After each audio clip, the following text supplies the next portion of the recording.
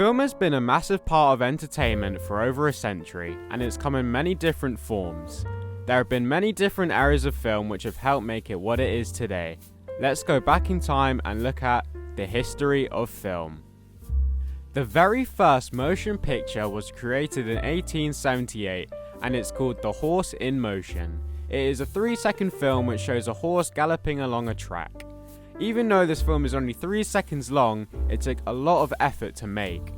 It took 12 cameras to catch each individual movement of the horse. The motion picture, filmed in Leeds, has become one of the most recognized moving pictures in the film industry. From the 1910s to the 1930s, silent films were the most popular form of film and are still talked about to this day.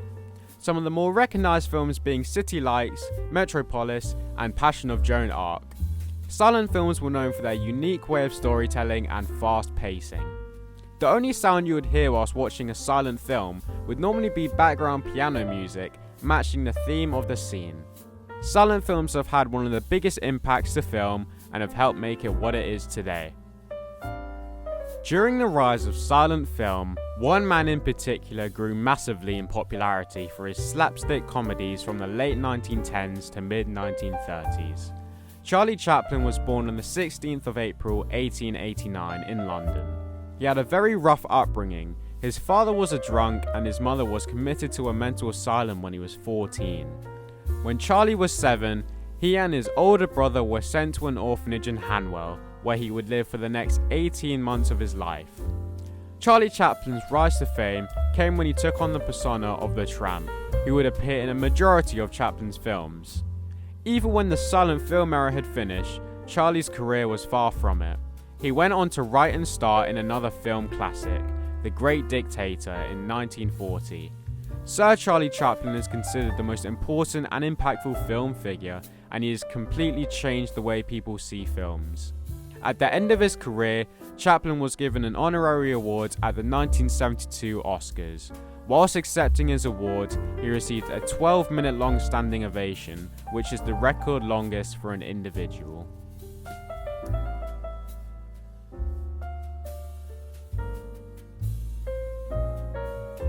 The famous Golden Age of Hollywood began in the early 30s and it ended just before the 60s.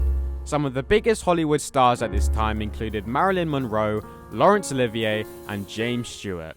Throughout these years came a new revolutionary side to film. More talent, more technology, and more creative scriptwriters, which meant the future of film would be golden. However, the Golden Age of Hollywood did not last forever.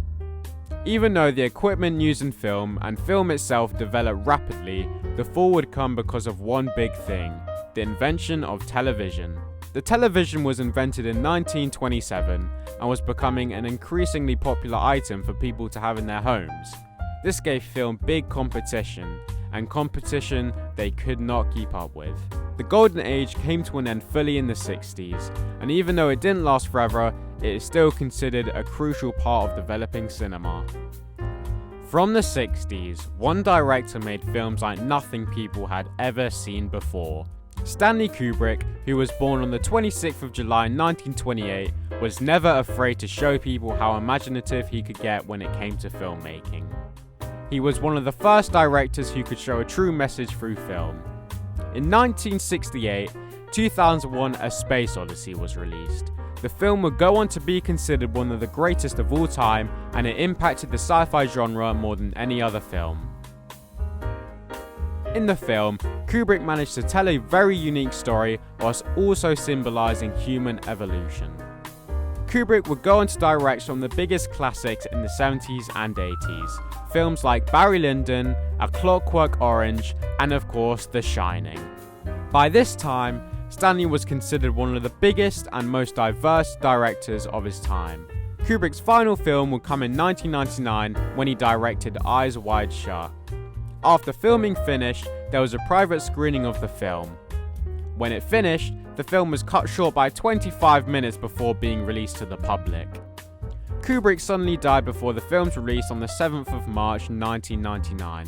There have been theories as to how Kubrick really passed, but one thing was for sure: he would leave a huge legacy with the film industry. One of the biggest changes in film was the first involvement of computer-generated imagery, or for short, CGI. CGI was used for special effects in films like Vertigo and Westworld, but the very first feature-length film using CGI alone was Toy Story in 1995. CGI has helped make some of the most highest-grossing films ever. Films like Avatar, which has grossed nearly $3 billion worldwide, reportedly comprise over 70% of CGI in the film. The actors that work in CGI-relied films wear special bodysuits and head rigs attached with cameras which take constant images of their faces. After this, the technology does the rest. When you compare CGI film to something like the golden age of Hollywood, you get the idea for how far the film industry and its technology has come. When you look at modern cinema, you notice all of the vast minds of filmmakers who are creating future classics.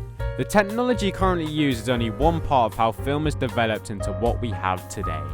The legends like Lumet, Hitchcock, Kubrick, Tarkovsky, Spielberg, the list is endless of filmmakers expressing their own ideas into film and how it has impacted new minds into doing the same today. Even the filmmakers today are still influencing the future generation of writers and directors. For example, Steve McQueen with his Small Axe anthology film, which expresses interest in black history.